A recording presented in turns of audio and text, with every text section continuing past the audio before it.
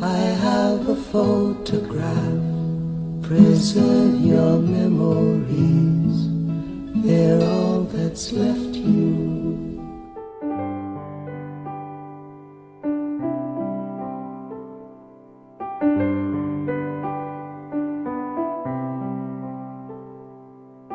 The year is 1940. FDR is elected for an unprecedented third term. World War II was taking shape in Europe. A gallon of gas was 11 cents, and a new house only cost $4,000. It was in this year, in the Bronx, at Bethel Hospital, that Roy Kaufman was born. He was the first child of Gloria and Abraham Kaufman, and eventually became the big brother of both Fred and Larry.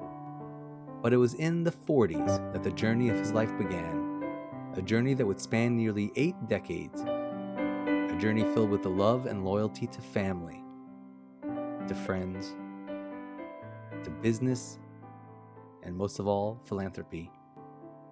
Roy would find 3 passions throughout his life. The first was the Yankees, a passion he passed to his grandsons. The second was numbers, which initially brought him to NYU to study accounting. This passion would eventually set Roy on a cross-country adventure in his '63 Buick convertible, where he would meet Howard Bernstein, his friend, business partner, and brother of 52 years.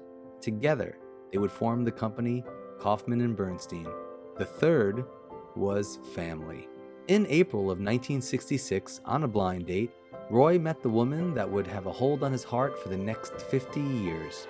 Her name was Judy, and within 6 months, the man of few words said, "I do." His dream of being a father became a reality when Jennifer and Susie joined their lives. The joy of being a father was only matched when Garrett and Sebastian gave him the title of grandfather. Family was the foundation that brought him strength when he learned that the love of his life was diagnosed with brain cancer in 1997. Roy and his children were there to support her during this uncertain illness.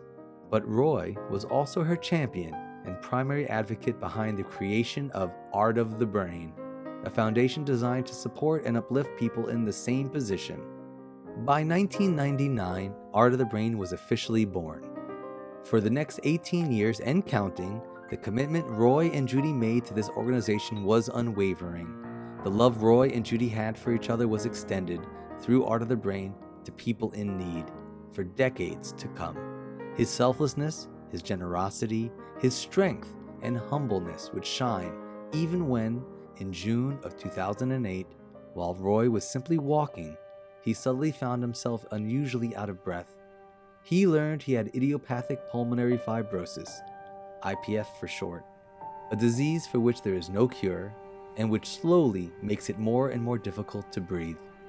Roy did not mourn the loss of being able to run, ski, or bike, for his concern was not for himself, it was for family.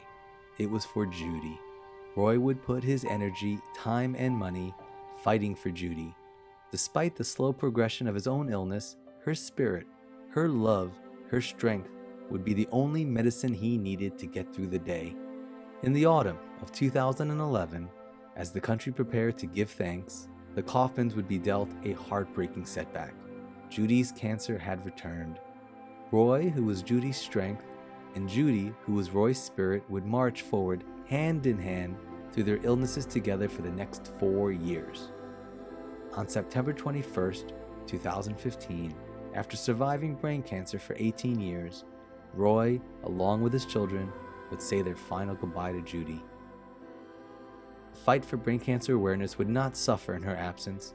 Roy would make sure of that, despite the ever-increasing reality that his own disease was quickly advancing.